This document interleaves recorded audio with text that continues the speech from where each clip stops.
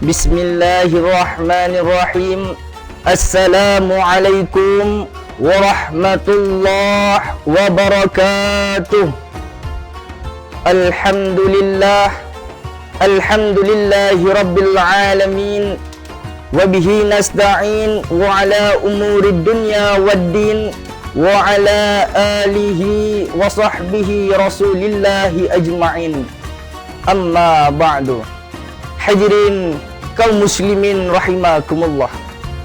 Pertama-tama dan yang paling utamanya, marilah kita senantiasa memanjatkan puja beserta puji syukur kita atas kehadirat Allah Subhanahu wa taala, karena Dia telah memberikan kita berbagai macam nikmat. Salah satu nikmat yang Allah Subhanahu wa taala berikan kepada kita yaitu nikmat kesehatan, nikmat kesempatan dan nikmat keimanan yang wajib kita syukuri. Dan dengan nikmat inilah kita masih bisa menjalankan, kita masih bisa melaksanakan aktivitas kita sehari-hari. Kemudian salawat beserta salam marilah kita kirimkan kepada ruh junjungan alam. Siapakah dia? Penegak keadilan, penghancur kebatilan, King of the King, Lord of the World, Raja di atas raja, pemimpin di atas dunia, yakninya putranya Abdullah, buah hatinya Siti Aminah, kekasihnya Allah, yang digelar Habibullah, yakninya Habibana wa Nabiyana Muhammad sallallahu alaihi wasallam. Salawatnya yang berbunyi, Allahumma salli ala Sayyidina Muhammad wa ala ali Sayyidina Muhammad. Hadirin kaum muslimin rahimakumullah. Adapun judul ceramah saya pada kesempatan yang berbahagia ini yaitu tentang kewajiban dan keutamaan bulan Ramadan. Hadirin kaum muslimin rahimakumullah. Syukur dengan mengucapkan Alhamdulillahi rabbil alamin. Allah Subhanahu wa taala masih memberikan kita umur yang panjang, masih memberikan kita kesempatan dan masih mempertemukan kita dengan bulan yang suci, bulan yang mulia, bulan yang di dalamnya penuh dengan keberkahan, yaitu bulan Ramadan. Karena betapa banyak saudara kita, keluarga kita, teman kita, bahkan sahabat kita yang masih ingin bertemu dengan bulan Ramadan, tetapi mereka sudah dipanggil oleh Allah sebelum Ramadan datang. Oleh kerana itu, marilah kita bersyukur kepada Allah Subhanahu wa taala karena masih diberikan kesempatan untuk bisa bertemu dengan Ramadan tahun ini. Hadirin kaum muslimin rahimakumullah.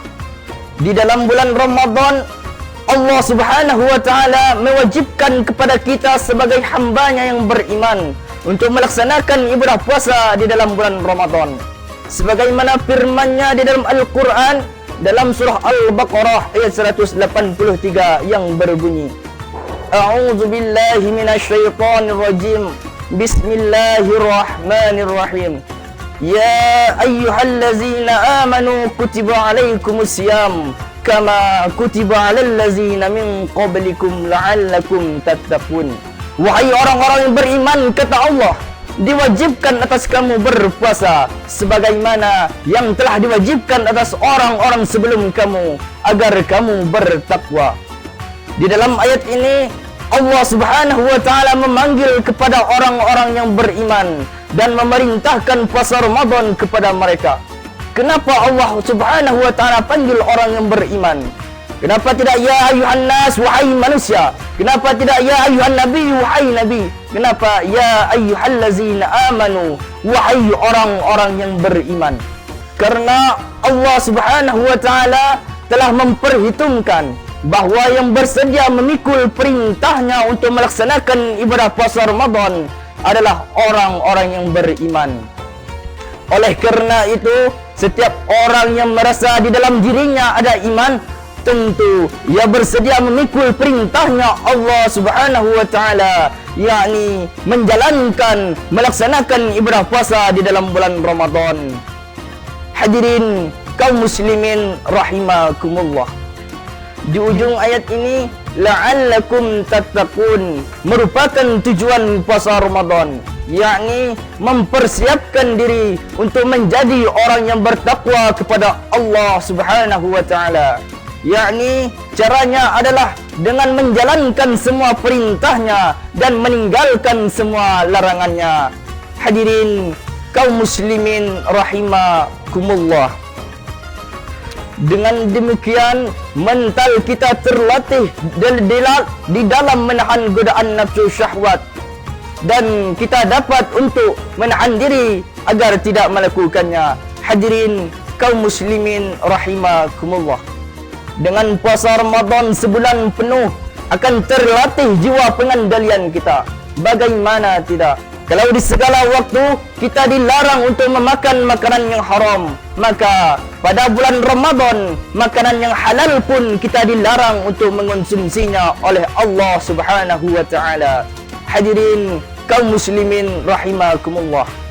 Dengan demikian orang-orang yang beriman mendidik kemauannya serta dapat mengendalikan nafsunya.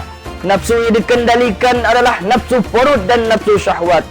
Jika kedua ini tidak terkendali, maka manusia akan terjerumus ke dalam limbah nista, terjerembab ke dalam makanan yang haram, berbuat maksiat dan menumpuk dosa.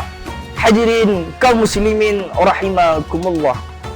Puasa Ramadan merupakan salah satu rukun Islam yang keempat di antara kewajiban yang Allah Subhanahu wa taala wajibkan, dan telah diketahui secara pasti bahawa puasa Ramadan merupakan bagian agama serta kesepakatan ijma' kaum muslimin. Barang siapa yang mengingkarinya puasa Ramadan, maka dia telah kafir. Dari sini jelaslah bahawa tidak ada keringanan untuk tidak melaksanakan ibadah puasa, baik melakukannya di dalam bulan Ramadan atau di luar bulan Ramadan, kecuali orang yang sudah tua renta atau orang yang sakit dan tidak diharapkan kesembuhannya. Kedua kelompok tersebut tidaklah mampu untuk melaksanakan ibadah puasa, baik melakukannya di dalam bulan Ramadan atau di luar bulan Ramadan. Hadirin kaum muslimin rahimakumullah. Dan termasuk keutamaan bulan Ramadan adalah apa yang telah dijelaskan oleh Rasulullah sallallahu alaihi wasallam di dalam hadisnya yang bersumber dari Abu Hurairah radhiyallahu anhu. Nabi sallallahu alaihi wasallam bersabda, "Iza jaa Ramadana futihat abwabul jannah wa ghuliqat abwabun nar wa suffidatis syayatin." Apabila bulan Ramadan telah tiba, maka dibukanya pintu-pintu syurga dan ditutupnya pintu-pintu neraka, dan syaitan-syaitan akan dibelenggu. Di dalam hadis ini ada beberapa keutamaan bulan Ramadan, yakni yang pertama, dibukanya pintu-pintu syurga. Hal ini dikarenakan banyaknya amal soleh yang dapat menyebabkan masuknya manusia ke dalam syurga. Sebagaimana Allah Subhanahu wa taala berfirman, "Udkhulul jannah bima kuntum ta'malun." Masuklah kamu ke dalam syurga atas apa yang telah kamu kerjakan. Quran surah An-Nahl ayat 32. Hadirin kaum muslimin rahimakumullah. Kemudian yang kedua adalah ditutupnya pintu-pintu neraka di dalam bulan Ramadan. Hal ini dikarenanya sedikitnya maksiat yang dapat menjerumuskan manusia ke dalam api neraka. Kemudian yang terakhir adalah syaitan-syaitan akan dibelenggu. Syaitan tidaklah mampu untuk mengledakkan manusia. Syaitan tidaklah mampu untuk menyesatkan manusia di dalam bulan Ramadan sebagaimana yang ia lakukan di selain bulan Ramadan. Hadirin kaum muslimin rahimakumullah. Oleh kerana itu, selagi Allah Subhanahu wa taala masih memberikan kita kesempatan untuk bisa bertemu dengan bulan Ramadan tahun ini, maka marilah kita mempergunakan kesempatan itu dengan sebaik-baiknya. Marilah kita memperbanyak amalan kebaikan kita di dalam bulan Ramadan. Marilah kita memperbanyak amalan ibadah kita di dalam bulan Ramadan. Karena setiap satu kali amalan kebaikan yang kita lakukan di dalam bulan Ramadan, maka akan dilipat gandakan pahalanya oleh Allah Subhanahu wa taala. Hadirin kaum muslimin rahimakumullah. Mungkin Inilah yang dapat saya sampaikan. Lebih dan kurangnya saya mohon maaf. Wabillahi wal taufiq wal hidayah. Wassalamualaikum warahmatullahi wabarakatuh.